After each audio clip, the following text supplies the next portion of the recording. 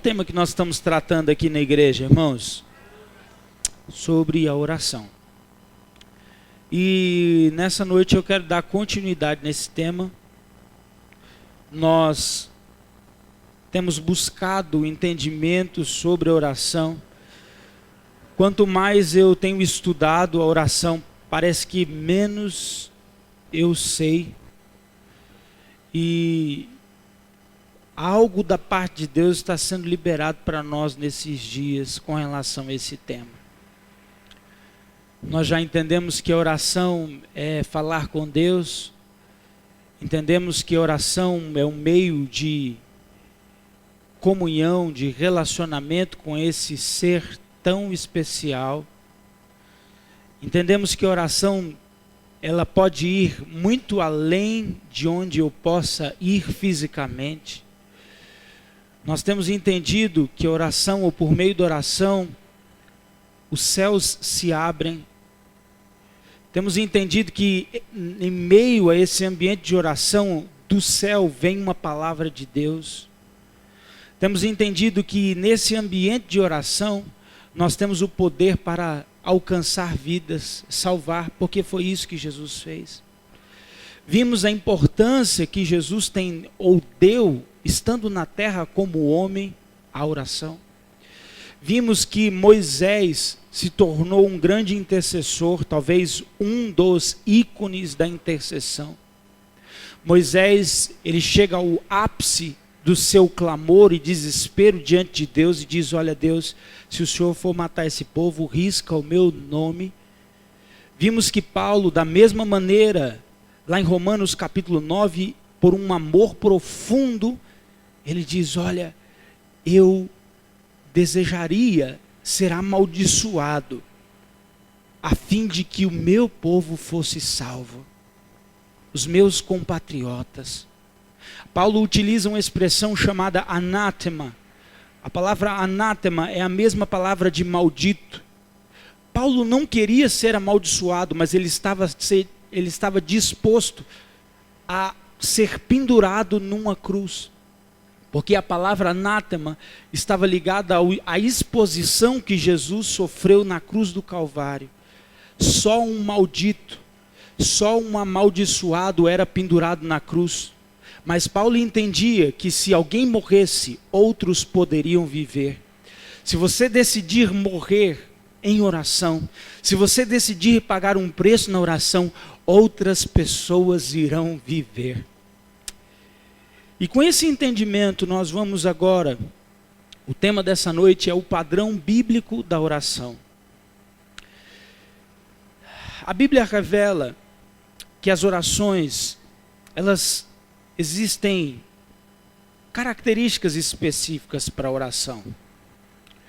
As orações, elas devem ser constituídas por frases curtas, claras e poderosas. Eu vou repetir isso porque é um entendimento que nós precisamos ter. A oração precisa ser constituída por frases curtas, claras e poderosas. Por que razão a oração precisa ser constituída, ou construída, ou elaborada em cima dessas três características? Não significa que a sua oração ela vai se resumir em uma palavra, mas a sua oração precisa ter um fundamento convicto. Nós vamos falar sobre isso de maneira mais clara daqui a pouco, mas eu vou dar um exemplo para que a gente possa fazer essa introdução. Jesus, quando ensinou os seus discípulos a orarem, ele trabalhou em cima de fundamentos. Exemplo, ele disse: Pai Nosso. A expressão Pai Nosso, ela é curta, ela é clara e ela ao mesmo tempo é poderosa. Esse é o fundamento. Não significa que eu só tenho que orar. A minha oração inteira vai ser constituída só nisso.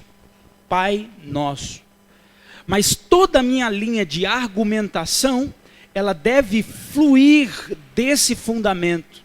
Então, quando eu digo Pai Nosso, toda a minha mente precisa estar voltada àquilo que eu estou dizendo. E eu posso usar a partir desse momento 1 milhão de palavras, mas o meu alicerce, ele é claro, o meu alicerce é objetivo. Eu estou reconhecendo que eu tenho um pai, que eu não tenho um patrão, mas que eu reconheço que eu sou filho dele. Então, em cima desse fundamento curto, claro e poderoso, a minha mente agora vai meditar nesse assunto. Então, a oração, sim, ela precisa ser curta, ela precisa ser clara e ela precisa ser poderosa. Em outras palavras, a nossa mente, ela não pode vaguear enquanto estamos orando. Há muitas pessoas que se perdem na oração. Elas começam a orar e daqui a pouco elas não sabem mais o que estão orando. Qual a causa que elas estão orando? Sendo mais claro, a sua oração precisa ser coesa, a sua oração precisa fazer sentido. Você não pode se perder em meio à oração. Quantos já tiveram a experiência de começar a orar e depois não saber o que está orando? Levanta a mão, seja sincero. É justamente por a gente não cumprir esse princípio do fundamento. Não se trata de palavras bem elaboradas, sem paixão. Há pessoas que eles têm uma ótima oratória, eles aprendem a orar. Então, na primeira característica, sua oração tem que ter fundamento. Agora, essa oração, ela não pode ser bem elaborada e ela não está, ou envolvida nela está o seu coração. A oração, irmãos, ela precisa ser apaixonada. E a palavra paixão não significa simplesmente enamorado. A palavra paixão não significa apenas fascinado. Mas a palavra paixão significa desejo de sofrer. Quando nós vimos aquele filme do Mel Gibson, o título é perfeito. O título que foi dado àquele filme do Mel Gibson é Paixão de Cristo. O que significa? Não era o sentimento de Cristo, mas os sofrimentos de Cristo por uma causa. E quando eu me digo que o seu coração precisa estar envolvido, que na sua oração precisa haver paixão, eu estou dizendo que você deve estar disposto a pagar um preço em oração, para que aquela oração seja respondida. Amém, irmão?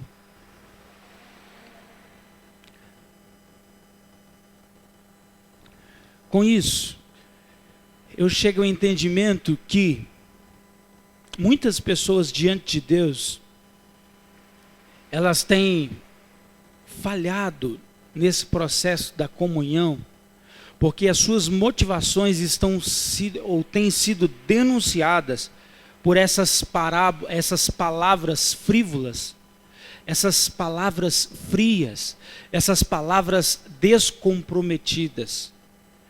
Antes que a palavra saia da sua boca, o Senhor já conhece. E Ele sabe muito bem se é um mero discurso ou se você está disposto a sofrer, a pagar um preço por aquilo que você está orando. Exemplo. Cadê a minha tela inicial lá? Bota a minha tela lá, da cidade. Cadê?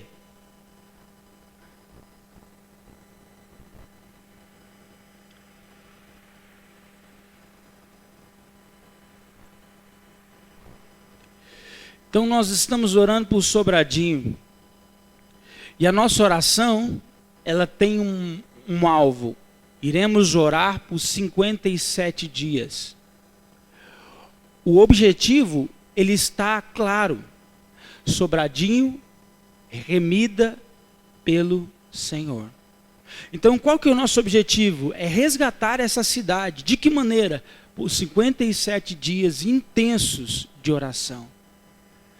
Nessa oração, irmãos, não dá para você vir para cá e passar 1 hora aqui dentro. O seu coração precisa estar completamente comprometido. E para isso, é possível que você vai ter que pegar a sua carninha e crucificar ela. Mas se você vier para cá para ficar aqui achando que você está fazendo algo, o propósito não vai ser cumprido, porque Deus está vendo o seu coração e a sua motivação está sendo denunciada. E essa oração certamente não terá resposta, porque essa oração está fora do padrão bíblico de oração. Como eu disse, não se trata de palavras bem elaboradas. Por outro lado, eu disse orações curtas. O segundo ponto que eu levantei, comprometimento com o que está sendo dito, paixão. Mas nós temos um grande desafio. Porque em Lucas 18, não precisa abrir na tela, tá? Quando precisar abrir, eu falo para abrir. Em Lucas 18, Jesus conta uma parábola de uma viúva diante de um juiz iníquo. Jesus disse que aquela parábola da viúva foi contada com um propósito. De manhã eu ministrei lá em Trindade e eu falei sobre essa parábola. Agora à noite eu não vou ministrar sobre a parábola. Nós estamos dando sequência na ministração da semana passada, mas eu quero me ater a esse exemplo. Porque em Lucas 18 a parábola foi contada não com ênfase no juiz iníquo, mas a ênfase daquela parábola era o dever de sempre orar sem esmurecer. Eu disse no começo que a oração tem que ser curta, clara e poderosa. Eu disse que precisa haver paixão. Só que o grande desafio que eu preciso ser intenso sempre. Porque orar é para todo mundo. A pregação são para poucos. Nem todas as pessoas foram chamadas para pregar. Tem gente, irmãos, que é um intercessor nato, mas ele não consegue pegar o microfone e trazer uma palavra. Irmãos, essa pessoa não está fora da vontade de Deus. Por quê? Porque talvez o chamado dela não é pregar, não é ensinar, não é propriamente evangelizar, mas todos, sem nenhuma exceção, foram chamados para orar. Porque Jesus em Lucas 18 amarra o contexto dizendo que todos têm o dever de sempre orar sem esmurecer. Todos não têm o direito de orar, mas todos têm o dever de orar. Quando? Sempre. De que maneira? Sem esmurecer. Então, a oração deve ser uma prática da igreja. Aí eu tenho que conciliar isso, porque eu tenho que ser claro nos meus pensamentos, precisa haver paixão nisso, e eu preciso ser intenso. A soma disso se revela na vida de David Brainerd. Quando você pega o diário de David Brainerd, você vai ver a palavra angústia, página por página. David Brainerd alcançou centenas e milhares de índios dos Estados Unidos sozinho, sem o apoio de uma denominação, sem o apoio de uma convenção, sem o apoio de uma igreja, mas aquele jovem de 19 anos decidiu orar. E ele dizia, em profunda agonia, em profunda compaixão, e você começa a estudar as orações dele, e ele se perdia em paixão e em lágrimas. Quantos querem essa unção sobre a sua vida? Agora, a fonte de toda oração coesa, a fonte de toda oração, ela tem que fluir de um lugar. Da onde que a oração deve fluir? Não da sua mente, não do seu entendimento, não de um manual que você compra aí na CPAD ou na Fiel, não. Toda oração coesa e aceita por Deus, ela deve fluir da palavra de Deus. Nós precisamos entender, irmãos, que a oração, para que ela alcance ou logre êxito, para que ela cumpra o seu propósito, ela precisa ter fundamento bíblico. E eu quero desafiar a você nesses dias a ler a Bíblia e ao estar orando, sabe, orar a Bíblia. no mínimo, o fundamento, a raiz da sua oração, o alicerce da sua oração, ela flua das Escrituras. A palavra de Deus precisa ser o guia dos nossos desejos, o alicerce das nossas expectativas. Muitas pessoas estão orando baseada em seus próprios desejos, fazendo campanhas baseado naquilo que elas anseiam, e as suas orações, elas se limitam às suas expectativas, mas o padrão bíblico da oração é que seja feita a tua vontade e não a minha. Quando nós entendemos que o que deve ser orado está aqui e não aqui, eu consigo agora lograr êxito. A minha oração não vai vaguear, mas ela tem alicerce, ela tem fundamento. Quantos concordam que a palavra de Deus é um verdadeiro fundamento? Quantos já ouviram falar nos puritanos? Os puritanos foi um grupo que se levantou no século XV, XVI, até o século XVII. Os puritanos foram os fundadores de uma nação que você conhece. Os puritanos fundaram os Estados Unidos da América. A Universidade de Harvard, no início, ensinava antes de tudo teologia. A faculdade de Harvard formava advogados, mas a grade inicial envolvia exegese, hermenêutica, estudo da palavra de Deus. Um povo muito voltado, é claro que depois houveram N situações, mas um povo muito voltado à palavra. Talvez na próxima semana, quando for ministrar, eu quero falar sobre um homem puritano chamado Matthew Henry. Um puritano que amava a oração. Hoje você encontra métodos, ele comentou praticamente a Bíblia inteira, Matthew Henry. E ele elaborou um método que pode auxiliar-nos na oração. Ele transformou todos os salmos em orações muito fortes e práticas. Mas, não somente Matthew Henry, mas os puritanos, eles tinham um costume, que era justamente orar a palavra de Deus. Só que eles davam um nome para orar a palavra de Deus de volta para Deus. Presta atenção nesse raciocínio. Orar a palavra de Deus de volta para Deus. Eles chamavam isso de pleitear as promessas. Por exemplo, a palavra de Deus diz: se o meu povo, que se chama pelo meu nome, se humilhar, orar e se arrepender dos seus maus caminhos. Quando você pega essa profecia, quando você pega essa promessa e se coloca como intercessor pela sua cidade, pela sua nação, e você começa a pleitear essa promessa, irmãos, eu tenho certeza que essa oração será respondida se você perseverar.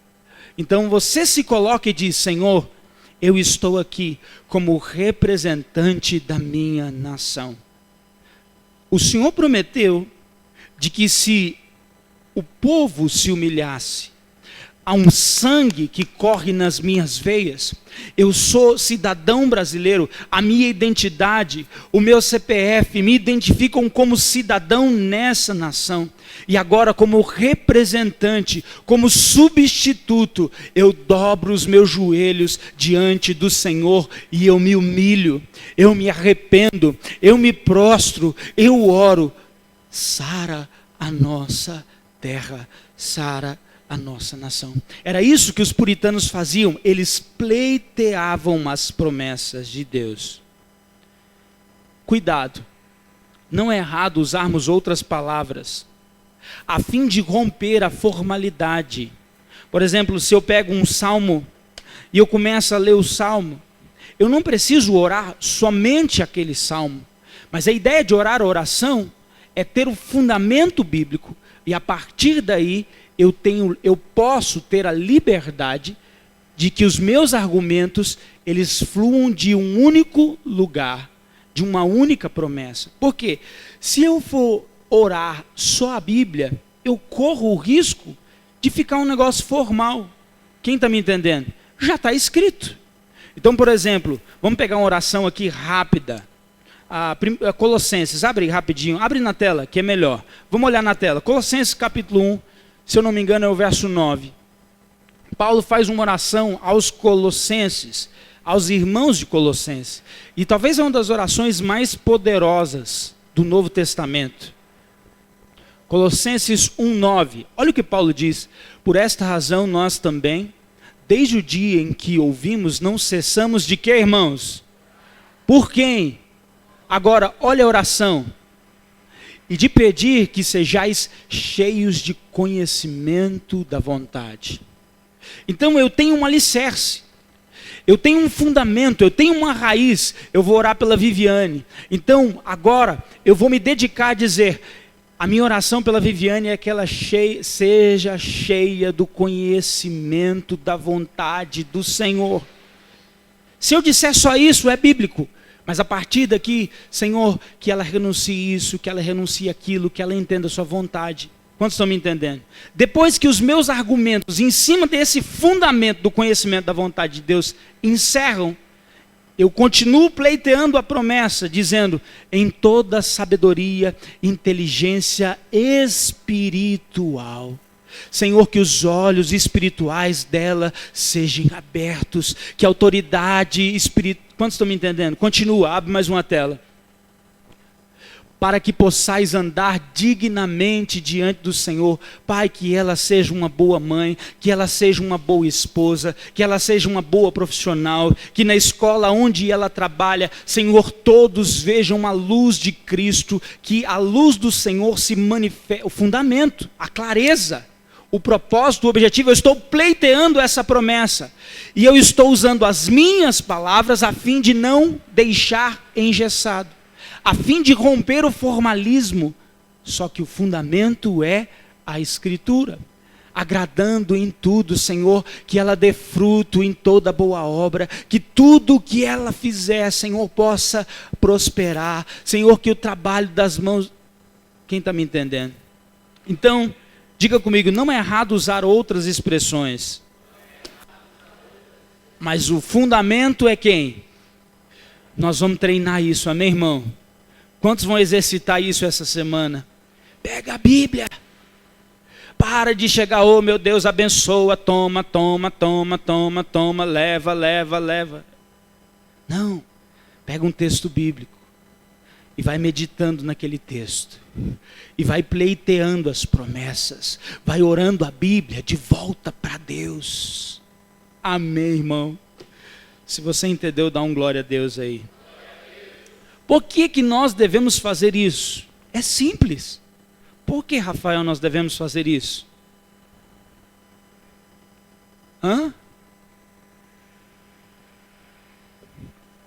Gostei. Para que o governo do Espírito venha estar. Eu vou aproveitar a frase dele. Eu quero ouvir mais uma pessoa.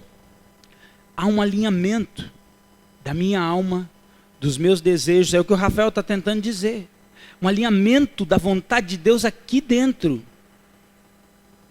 Mais uma pessoa. Por que eu devo orar juntamente com a Bíblia? Por que eu devo fazer isso? Uma concordância. Ok.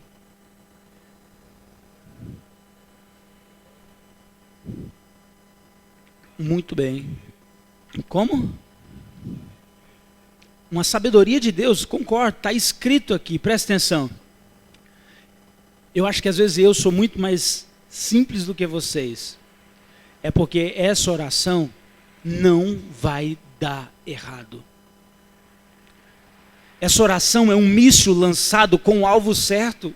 Porque agora eu estou orando aquilo que Deus, como vocês colocaram, Ele deseja. Então, se aquele que tem poder para fazer, agora tem alguém aqui na terra ligando o que ele quer fazer, irmãos, vai acontecer. Quantos gostariam de que as orações fossem ouvidas, não apenas ouvidas, mas que elas alcançassem resposta? Diga amém. Nós vamos pleitear as promessas. Então, a oração deve conter no coração do indivíduo que se achega a Deus por meio da oração alguns aspectos.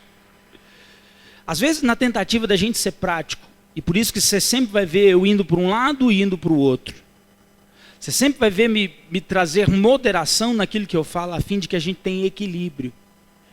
Porque não se trata de um método, porque eu posso fazer tudo isso e por um coração errado não haver resposta.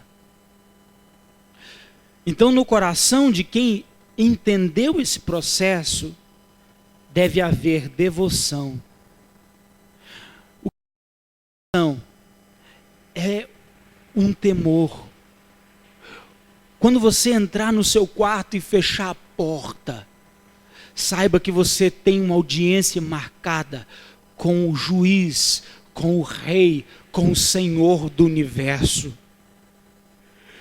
Eu não estou falando de religiosidade, eu não estou falando de um espírito religioso, mas eu estou falando de devoção. Olha para mim, desliga esse celular em nome de Jesus.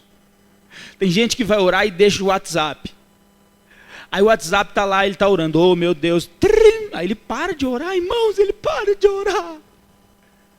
E ele vai olhar o que o Joãozinho escreveu no grupo do Ministério Elim. Amém, irmão, dá um sorriso para mim todo mundo. Aí ele começa, meu Deus, meu Pai, daqui a pouco, devoção. Ou celular, ou estar com Deus.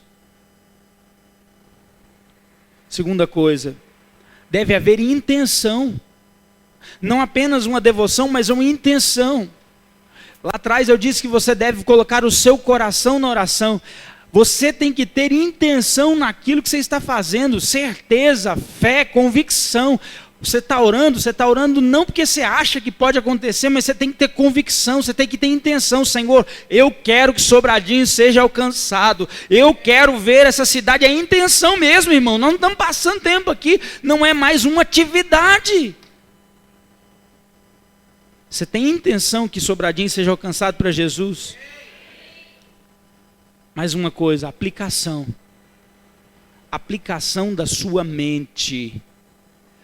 Diga comigo, devoção, intenção e aplicação da sua mente. Eu amo a oração em línguas. E Paulo diz lá na carta aos Coríntios que quando ele ora em espírito, a mente fica infrutífera. Agora, nós não precisamos orar somente em línguas. E eu acredito totalmente que nós devemos nos esmerar a orar com entendimento. E eu creio que nós vamos crescer nisso. E quando eu for orar com entendimento, a minha mente precisa estar aplicada nesse processo. Quando eu estiver orando em línguas, a minha mente pode ter uma liberdade, mas mesmo assim, irmãos, eu acredito que nós devemos pegar ela e trazê-la de volta. Porque quando nós estamos orando em língua, eu não posso ficar pensando no cachorro, no futebol, na panela de pressão. O mínimo de devoção e de intenção. Eu estou aqui, é natural que quando você está orando em língua, sua mente dá uma volta. Mas a minha orientação e direção é traz ela de volta. Tem gente que fala, não, deixa ela ir lá na esquina. Não, traz a sua mente de volta. Coloque ela nesse processo, ainda que você não esteja entendendo, mas traz ela de volta. Quem entendeu diz amém. Porque é necessário. É necessário que você se envolva, que os seus desejos, que a sua vontade se envolva.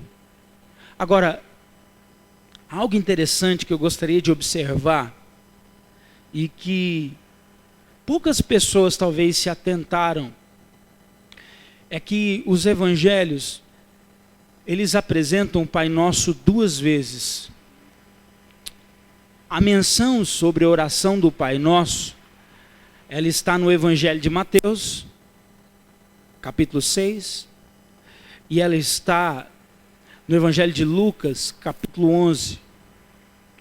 Nem João e nem Marcos fazem menção ao Pai Nosso. E quando a gente olha os evangelistas, todos eles, os apóstolos, a gente tem mania de, por eles serem sinóticos, a gente tem mania de achar que tudo que está em uma passagem, que parece com outra do outro evangelista, que aconteceram no mesmo momento. Presta muita atenção nesse raciocínio. Então, por exemplo, se tem uma mulher samaritana, só um exemplo, se tem um endemoniado, se tem uma pessoa sendo curada de fluxo de sangue, aí isso se repete em Mateus, em Marcos, em Lucas e em João. Por alguma razão, a gente lê aquelas passagens e a gente acha que, porque uma mulher foi curada de fluxo de sangue, é a mesma em todos. Porque um menino foi liberto de espíritos demoníacos, aconteceu e se repete, foram a mesma cena. Porque uma mulher em adultério foi pega, se citar nos 4, foi a mesma. Deixa eu dizer algo para você. As cenas podem se parecer, mas nem sempre elas aconteceram no mesmo momento. E nem sempre os evangelistas narraram o mesmo fato. Um deles é o Pai Nosso. O Pai Nosso, narrado em Mateus capítulo 6, ele tem perspectivas diferentes do Pai Nosso narrado em Lucas capítulo 11. Não somente eu concordo com isso, mas eu encontrei outros estudiosos que concordam comigo. O Scofield e o John MacArthur concordam comigo que o Pai Nosso de Mateus 6 está tratando algo que eu vou falar para vocês agora, e em Lucas há uma outra abordagem. A oração é a mesma, mas o ensinamento é outro. A razão é diferente nos dois aspectos. Então nós entendemos que são dois momentos distintos, porque há duas lições a serem passadas para nós. Pastor, por que o senhor está dizendo que o Pai Nosso de Mateus não é o mesmo Pai Nosso? Eu não estou dizendo isso, eu estou dizendo que o Pai Nosso é o mesmo. Só que eu quero dizer para você que eles aconteceram em momentos diferentes e eles nos ensinam coisas diferentes por causa do contexto deles. Por exemplo, em Mateus, Jesus estava pregando o Sermão do Monte e não há uma pausa. Jesus estava ensinando sobre a esperança celestial e dizendo que aquelas pessoas que estavam ouvindo eles, que se sentiam injustiçadas nessa terra, se elas temessem a Deus, elas teriam a sua fome saciada, elas teriam as suas lágrimas enxugadas, elas teriam descanso na eternidade. E ele diz, bem-aventurado, bem-aventurado, sim ou não? Bem-aventurado. Após as bem-aventuranças, Jesus trabalha a conduta. E ele diz, se você está com um problema com o seu irmão, reconcilia. Se ao trazer a sua oferta, você lembrar que tem alguém que tem algo contra você, não entrega a oferta. Você deixa a oferta no altar, volta lá e resolve o problema. Depois Jesus fala, se você está devendo na praça, negocia a sua dívida, mas honra a sua palavra. Porque se você não fizer isso, o banco vai tomar até o seu último centavo. Jesus dá sequência falando sobre a conduta daquele que se apresenta a Deus, dizendo que o sim, sim, deve ser sim. Ou melhor, deixa eu refazer que ficou estranho, né? Que o sim deve ser sim, e de que o não deve ser não. Jesus diz que você não pode se entregar à imoralidade tendo mais de uma mulher ou cometendo adultério. E Jesus diz que você deve ser diferente dos gentios. Essa era a pregação de Jesus. Ele diz, há uma promessa de bem-aventuranças para aqueles que se comportam dessa maneira. com práticas de justiça, com uma conduta exemplar. Quantos concordam que essas práticas que eu citei, que são promessas para uma bem-aventurança, ou melhor, são um caminho para colher as bem-aventuranças, são práticas de justiça? Quantos concordam comigo? Alguém me ofende, eu vou lá e perdoo. Isso é uma prática de justiça? Eu estou devendo, eu vou lá e pago a minha dívida. Isso é justiça? Eu digo sim, e o meu sim eu vou pagar um preço, mas eu vou honrar a palavra. Isso é prática de justiça. Ser fiel à minha esposa e não ter relacionamentos extraconjugais, isso é um ato de justiça. Assim por diante. Então a gente vê Jesus fazendo menção da justiça humana. Então Jesus, no Sermão do Monte, ele está pontuando que o cristão deve ter práticas justas, mas na frente ele diz que nós somos a luz do mundo e que essas obras precisam ser vistas por todos, a fim de que o Pai que está no céu seja honrado por essas práticas. Amém, irmãos? Agora, entendemos então que em Mateus Jesus está pregando. Jesus está pregando. Ele emenda o discurso, e eu queria que você abrisse a sua Bíblia, por favor, comigo, em Mateus capítulo 6.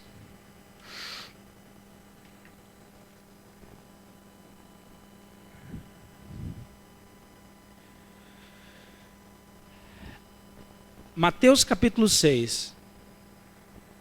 Todo mundo olha para mim. Jesus não parou de pregar. Não houve interrupção. Detalhe, olha para mim. Jesus não estava orando. Assim como eu estou pregando, e dei ponto 1 para você, dei ponto 2 para você, dei ponto 3, fiz reflexões, fiz aplicações, voltei a trazer um novo entendimento. Jesus estava fazendo isso com aquele povo. E depois dele citar a conduta de alguém que quer herdar as coisas ou as promessas celestiais, ele dá continuidade. Olha o que ele diz no versículo 1, ainda dentro da sua mensagem. Ele diz, guardai-vos de exercer a vossa. Jesus quer ensinar sobre oração.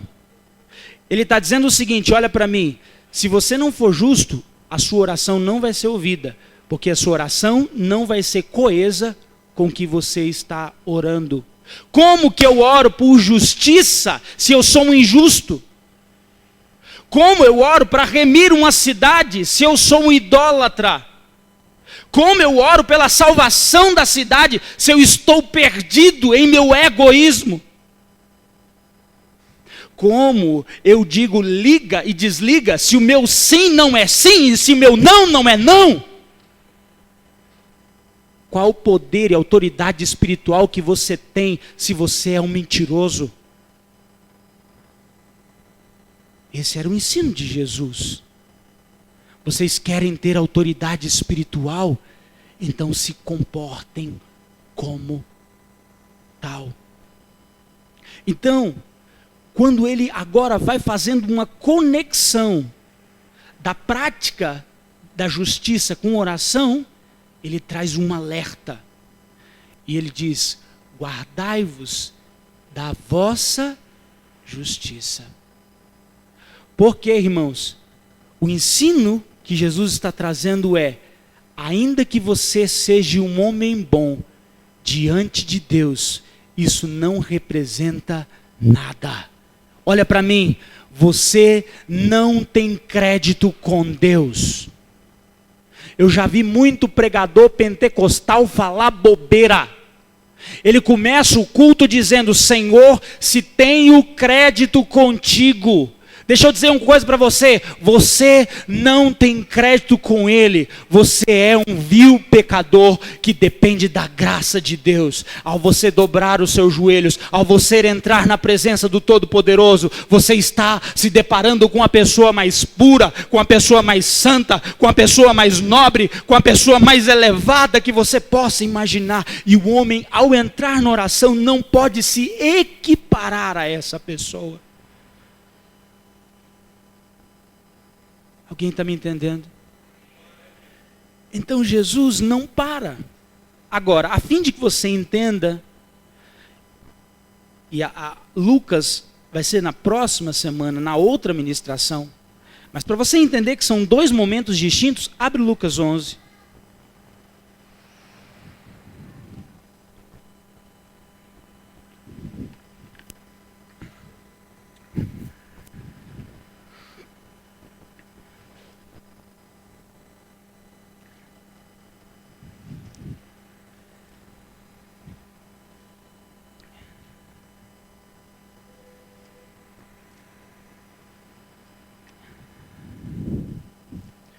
Quem achou Lucas 11?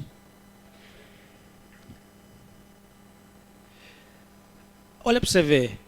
Aqui Jesus não está no monte. Aqui, de uma feita, estava Jesus orando em um certo lugar. Ele não estava pregando no Sermão do Monte com a multidão arrodeada dele. Então, Mateus 6 ensina o Pai Nosso, mas não é a mesma cena de Lucas 11. Porque em Mateus 6, Jesus está em meio ao Sermão do Monte. Aqui em Lucas, quando ele termina de orar, um dos seus discípulos lhe pede: Senhor, ensina-nos a orar. Volta para Mateus. Quantos entenderam que são dois momentos distintos? E agora nós vamos entender a lição. Olha para mim. Jesus ensinava por prática e por um padrão.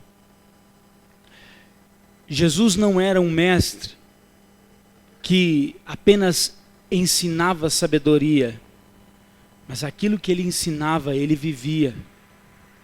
E isso fez diferença na vida dos discípulos. Eles já tinham ouvido o Pai Nosso, mas com o passar do tempo, agora eles viram Jesus orando. O que significa?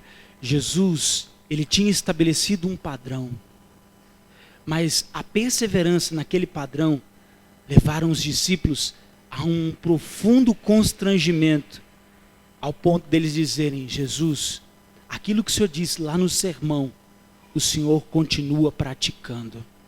Nós queremos aprender a orar. Agora, lá no Sermão do Monte, ele estabelece o padrão bíblico, que é conduta mais coração. O padrão bíblico da oração é conduta, prática de vida cristã, mais um coração contrito e quebrantado. Há uma tendência, irmãos, há uma tendência em nós de achar, porque a nossa semana foi boa, que isso me faz ser mais espiritual, que isso me faz ser mais aceito. Quantos estão me entendendo, ou estão entendendo o que eu quero dizer aqui? Você está entendendo? A semana que você vai bem, você entra na presença de Deus, né, irmã Leide? Meu Deus e meu Pai, obrigado, eu sei que o Senhor me ama. Eita Deus, esse mês eu dei até o dízimo, aleluia. Senhor, esse mês eu não briguei no meu trabalho, não falei mal de ninguém, aleluia. Esse mês eu não traí a minha esposa, diga, está amarrado em nome de Jesus. Diga, está amarrado, irmão. Então você faz uma análise das suas práticas e agora você se acha justificado diante dele. Mas ele diz que você deve se guardar de exercer a sua própria, no verso 5, ele diz o seguinte: e quando orardes, não sereis como quem, irmão? O que esses hipócritas fazem? O texto diz aí, o que eles fazem?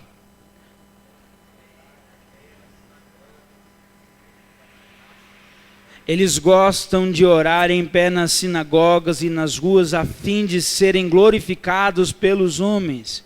Em verdade vos digo que eles já receberam a sua recompensa. Eles gostam de fazer isso para serem vistos. Na oração, irmão, você não precisa ser visto por ninguém, a não ser pelo Senhor. Agora, qual que é o problema disso? Qual que é o problema disso? A palavra hipócrita, ela tem origem no teatro grego. A palavra hipócrita, ela era usada no teatro grego. A palavra hipócrita significa aquele que usa máscaras. O hipócrita é aquele que usa máscaras. Agora, deixa eu dizer para você, as suas motivações estão sendo denunciadas diante daquele ser que é onisciente. Quando você entrar para orar, ele sabe quem você é de verdade. E se você usar de hipocrisia, certamente a sua oração será reprovada. Pastor, mas eu li a Bíblia. Pastor, mas eu nem como carne de porco. Está perdendo. Pastor, mas eu guardo o sábado. Pastor, eu não estou devendo ninguém. Mas quando você entra na presença dele, você acha que é alguém. Quando você entra na presença dele, você está usando uma máscara. Só que a sua máscara está sendo denunciada diante daquele que conhece o seu coração. A sua motivação está sendo denunciada. Eu dei um nome complicado para aquilo que eu gostaria de tratar nesse momento.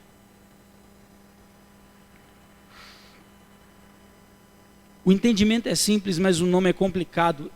Eu não encontrei uma expressão. Na madrugada que eu estava orando, meditando nessa mensagem, preparando esse estudo, eu não encontrei. Talvez uma expressão, talvez você vai encontrar. Mas eu entendi que o padrão bíblico é uma via paradoxal.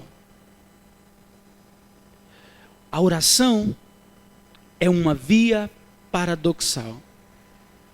Como assim, pastor? O paradoxo seria um paralelo, onde de um lado você tem algo e de outro você tem outro. O que significa, quando entramos na oração, certamente, de um lado, alguém tem que se humilhar. E quando você entra na oração, certamente alguém terá que ser exaltado. Então eu chamei de via porque é um caminho que de um lado alguém tem que ser humilhado e do outro alguém tem que ser exaltado. Agora, eu como homem, dependente da graça, eu não posso, por nenhuma conduta, prática, boa ação, obra, esmola, jejum, me justificar. Porque nessa via paradoxal da oração, o meu lugar é de humilhação e o lugar de Deus é de exaltação. Então, na oração, quanto mais você se humilha, quanto mais você depende, quanto mais você se entrega, mais você está honrando a Deus. Alguém me entendeu? Então, o padrão bíblico da oração é esse, aonde eu me entrego por inteiro. Por inteiro. Aonde eu reconheço todas as minhas limitações. Aonde eu coloco toda a minha confiança e a minha dependência. Pastor, se é uma via paradoxal, significa que a gente pode inverter, não pode mudar o padrão, mas a gente pode inverter. O que significa, se o homem se exalta, de alguma maneira ele está diminuindo Deus.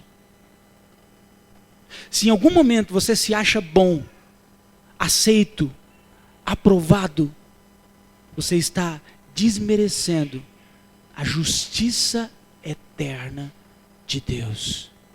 Entende como é sério isso? Então, todas as vezes que você ver um homem se exaltar na presença de Deus como um publicano, certamente ele já está reprovado. A oração dele não vai ter efeito. O resultado já é imediato. Jesus disse, ele já recebeu a recompensa dele, Kívia. Não tem mais recompensa. Agora, quando nós confiamos em Deus completamente, e o nome dele é exaltado, nós entramos no lugar certo, onde a oração certamente será ouvida. Amém, irmãos? Ouça, a tentativa de qualquer ângulo de justificar você mesmo, presta atenção nisso, na oração, a tentativa de qualquer ângulo, não, Senhor, eu sou bom nisso, mas eu não sou bom naquilo, eu sou bom nisso, mas eu não sou bom naquilo, de qualquer ângulo, diante da justiça de Deus, só vai aquecer o fogo do juízo dele. Todas as vezes que você se justificar diante de Deus, você só está aquecendo o fogo do juízo dele. Porque contra o latente pecado original, nós carregamos em nós, sim ou não? Quantos aqui são pecadores que foram livres do pecado, mas reconhecem a sua condição de homem? Levanta a mão, deixa eu ver. Todos nós. Paulo disse, eu o pior dos pecadores. Ele diz, eu o menor dos apóstolos. Esse deve ser o nosso entendimento. O desejo humano de ser como Deus precisa ser vencido. Na oração, esse desejo humano. Exemplo, eu decreto que aconteça. Deus, o Senhor vai fazer. O Senhor tem que fazer. Irmãos, isso é antagônico à palavra de Deus. Jesus disse, olha, quando você for orar, entra para o teu quarto e fecha a porta. O Eugene Peterson escreveu essa versão do que eu estou falando aqui. A Bíblia Mensagem é uma versão interessante já interpretada. Não deve servir de base para a sua meditação diária, mas pode te ajudar. Toda a Bíblia, ou em toda a Bíblia, cada palavra tem um significado.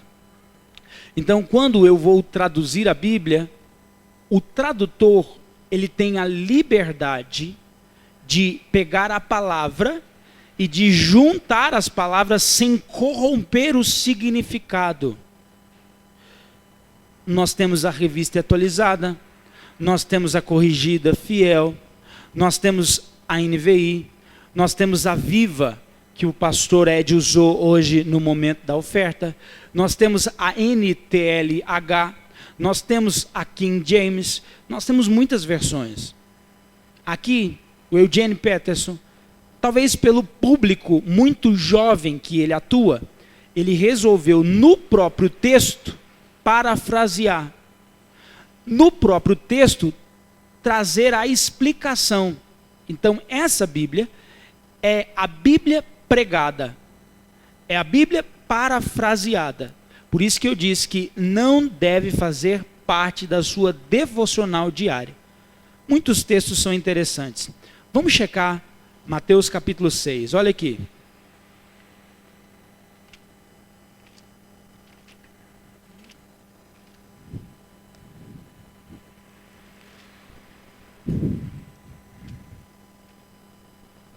O mesmo texto que nós lemos agora.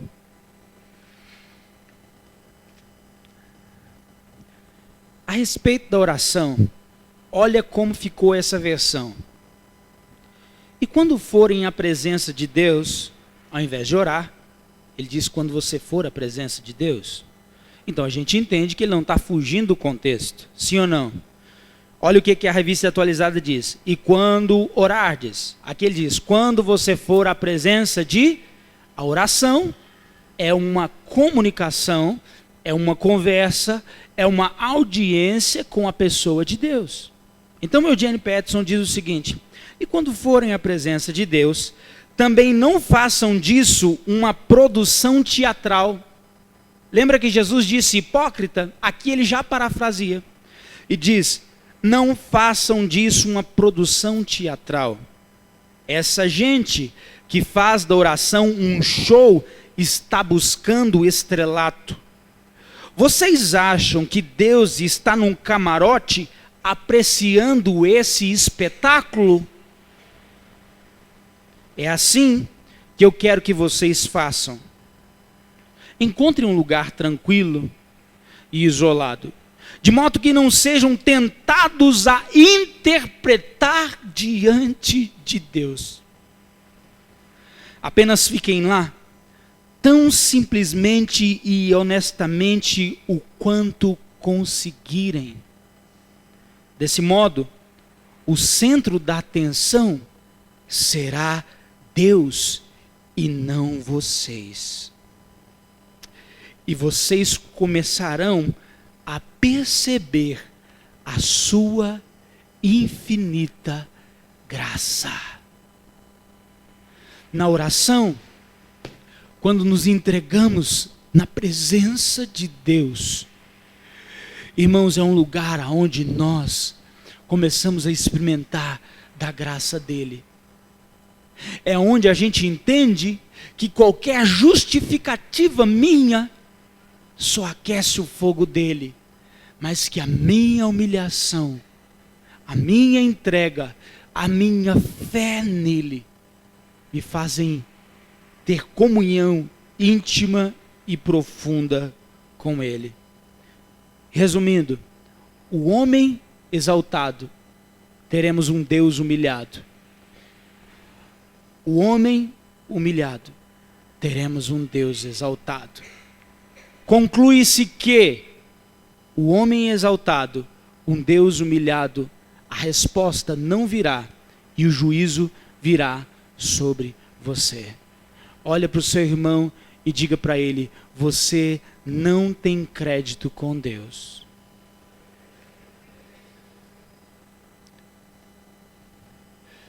Olha para ele, olha para outra pessoa e diga assim: não precisa interpretar. Diga para ele: não precisa interpretar.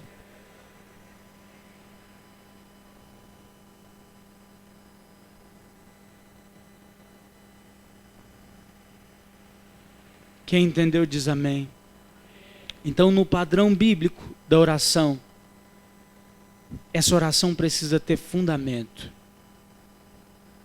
Essa oração precisa haver paixão. Essa oração precisa haver entrega dos meus pensamentos. Essa oração precisa estar conectada com o meu comportamento, com o meu testemunho, ainda que o meu testemunho não me justifica diante dele, mas que o meu testemunho glorifica o Pai diante dos homens. E se eu quero ter autoridade no mundo espiritual, o mínimo é um bom comportamento. Mas isso diante dele não me justifica. Irmãos, é maravilhoso entender que fomos agarrados, tomados, entrelaçados, amarrados pela graça. Sabe, é maravilhoso demais reconhecer o quanto ele é santo. Quando eu descubro que ele é santo, Cláudia, quando eu reconheço o quanto eu sou pecador. Quando você olha para você e quando você olha para ele, nós temos um paralelo para dizer: ser exaltado. Quando você olha para a sua mesquinhez e você olha para a bondade dele, você diz: Senhor, seja exaltado. É por isso que Jesus disse: Pai nosso que estás no céu. Ele está dizendo: Pai nosso que está acima de todos nós. Pai nosso que está honrado num alto e sublime trono, que está acima de tudo e de todos. O salmista disse: reina o Senhor, tremam os povos, Ele está entronizado acima dos querubins. Vamos concluir aplicando de maneira prática. Vamos concluir trazendo para nós uma profunda reflexão, para que eu ore e a minha oração seja aceita. Todos os meus argumentos precisam ter fundamento. Diga amém. Segundo, eu preciso então orar a Bíblia. O que significa? Eu preciso conhecer a Bíblia. A Bíblia precisa ser uma parceira sua. Terceiro, a oração me levará a uma via paradoxal, aonde o meu papel é se humilhar e não me exaltar. Vai me levar para um lugar onde tudo vai ser descortinado. E eu vou reconhecer que eu preciso diminuir e que Ele precisa crescer. Por último, a oração deve te levar a um lugar de completa dependência. Não é porque você orou, não é porque a oração do pastor Igor é mais poderosa, não é porque, não, é porque Deus, Ele tem poder para responder essa oração. Amém? Joga a máscara fora. Olha para o seu irmão e fala para ele: joga a máscara fora. Amém? Coloque-se de pé na presença desse Deus Todo-Poderoso.